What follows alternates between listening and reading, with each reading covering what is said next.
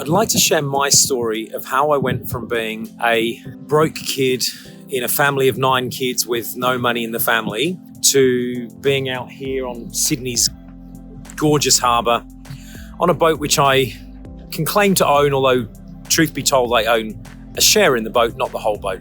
And I'm definitely not broke anymore.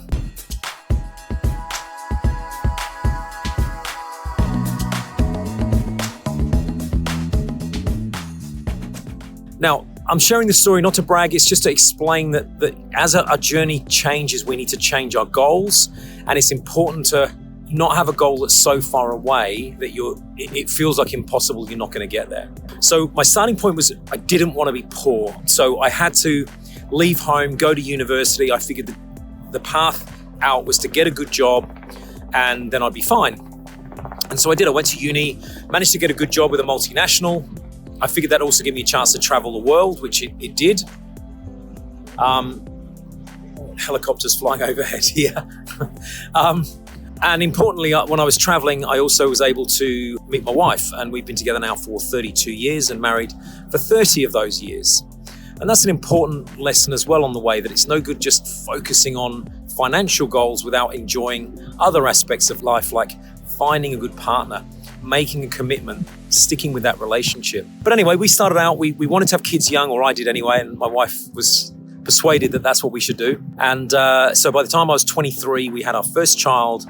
I just started my first job out of uni, and we were okay because the income was there. The problem is we were terrible with our money. We used to just spend pretty much all of it. And even though my income progressed as I went up through my career, we seemed to always spend all that we were making. And so we weren't really getting ahead. We did manage to buy property at a reasonably good time, so we did get capital growth out of that. But I always wanted to start investing and didn't really know how to do it, didn't really know how to get started. And it was actually when I was 32 and I read Robert Kiyosaki's Rich Dad, Poor Dad that I was inspired to try again. But it still took me another 7 years or 6 years before I actually bought my first investment property.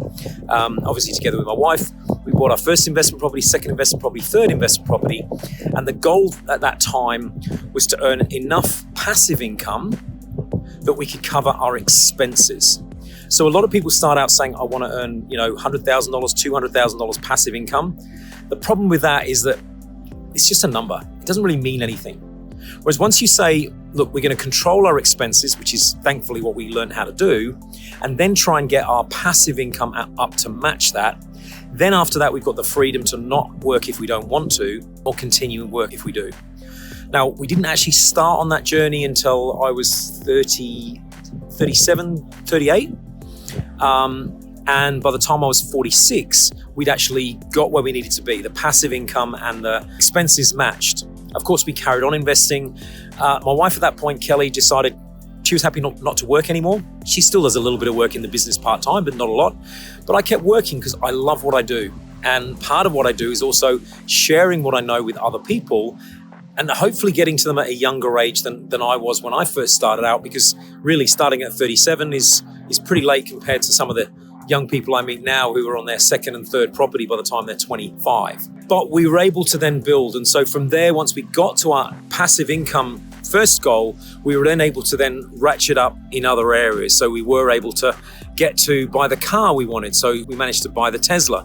We wanted to go out on the harbour on a boat. My wife grew up in housing commission near the city, and she always wanted to be on the harbour. And so we sort of ratcheted things up as we went along, and we gradually increased from there so that we can now live a comfortable lifestyle and know that at any point we can just stop work or up sticks for a couple of months like we're going to do next month or in July and enjoy our lives. So the point of this video is that you can, wherever you start from, the best thing to do is start, get some advice, set some realistic goals. If your goal is to cover your expenses with passive income, start with a goal of just buying your first property. Then start with a goal of a second property, and then look at how you can build to get to where you want to go. Because too often I see people and they say, I want to buy 5 properties. And I say, well, if those 5 properties each lose you $5,000 a year, are you going to be happy to own those 5 properties? Or would you rather own 3 properties that make you $20,000 a year?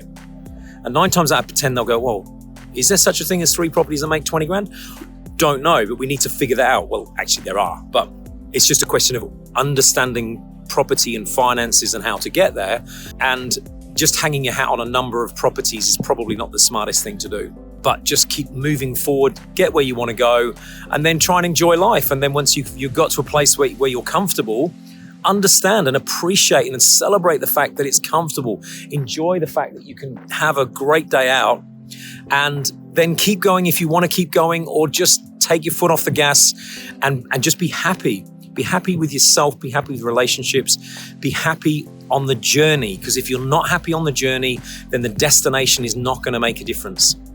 So be happy, strive for your goals. No matter where you are, you've got a chance of getting there. And if I can help at all, let me know. My name is Max Phelps, and I always say, try to be genuine, have fun, stay curious.